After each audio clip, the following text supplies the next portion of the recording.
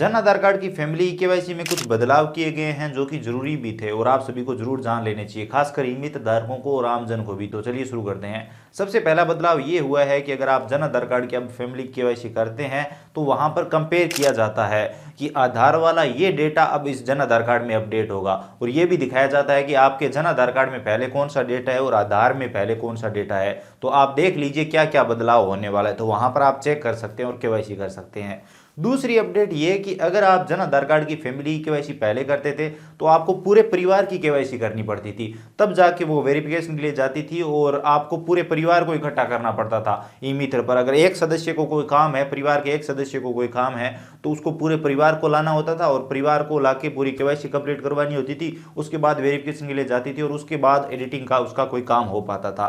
लेकिन अब ऐसा नहीं है। अब मान लीजिए मेरे परिवार में मुझे कोई काम है जन आधार कार्ड से, मुझे मेरी डिटेल में कुछ एडिटिंग करवानी है, कुछ बदलाव करवाना है, तो मैं क्या करूंगा, मैं अपनी केवाईसी करवाऊंगा। अगर जन आधार कार्ड की एक सदस्य की केवाईसी वहां पर करते हो तो एक सदस्य की केवाईसी वेरिफिकेशन के लिए चली जाती है। मतलब एक परिवार के सभी सदस्य अपनी केवाईसी अलग अलग करवा सकते हैं जब जरूरत हो, और उनकी अलग अलग केवाईसी वेरिफिकेशन के लिए जाएगी। लेकिन तीसरी यहां पर अपडेट ये है कि जिसकी केवाईसी होगी वही एडिटिंग कर सकेगा। उदाहरण के लिए समझ लीजिए, जैसे एक जन आधार कार्ड में 5 सदस्य और एक सदस्य ने अपनी केवाईसी करवाई और उसका जैसे वेरिफिकेशन कंप्लीट हो गया तो वो तो अपने जन आधार कार्ड में एडिटिंग कर सकता है, लेकिन बाकी सदस्यों की एडिटिंग वहां पर नहीं होगी। एक सदस्य की अगर केवाईसी हो गई है और उसका वेरिफिकेशन कंप्लीट हो गया है तो वो सदस्य अपनी प्रोफाइल में बदलाव कर सकता है, एडिटिंग कर सकता है। बाकी सदस्य की प्रोफाइल खुलेगी तो सही, लेकिन वहां पर बदलाव नहीं किया जाएगा।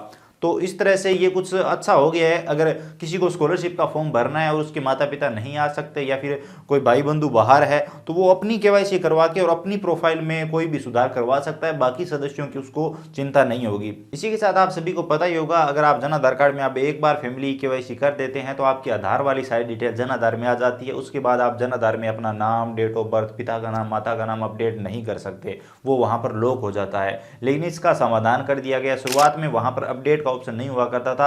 अब अगर आप जन आधार कार्ड की फैमिली केवाईसी एक बार कर देते हो तो वहां पर अपडेट का ऑप्शन आ जाता है। मान लीजिए आपने एक बार जन आधार कार्ड की केवाईसी कर दी, उसके बाद आपने आधार में कुछ बदलाव करवाया, तो वहां पर आप अपडेट कर सकते हो। अगर आप अपडेट वाले ऑप्शन पे क्लिक करोगे तो जन आधार कार्ड का जो नया डेटा होगा वो वहां पर उठा लिया जाएगा और आपका जन आधार कार्ड फिर से अपडेट हो जाएगा, यानी बदलाव हो जाएगा। तो ये एक अच्छी बात हो गई है। इसी के साथ जन आधार कार्ड के इनकम अपडेट को लेकर पेंशनरों को काफी दिक्कत आ रही है, क्योंकि इनकम अपडेट में 5 पेज वाला फॉर्म मांगा जा रहा है, वो सॉरी 4 पेज वाला मांगा जा रहा है, और पेंशनरों के लिए 1 पेज वाला वो तैयार करते हैं। तो अब उनको भी 5 पेज वाला तैयार करना पड़ता है। अगर इनकम अपडेट नहीं होगी तो वो वहां पर पेंशन के लिए आवेदन नहीं कर पाएंगे।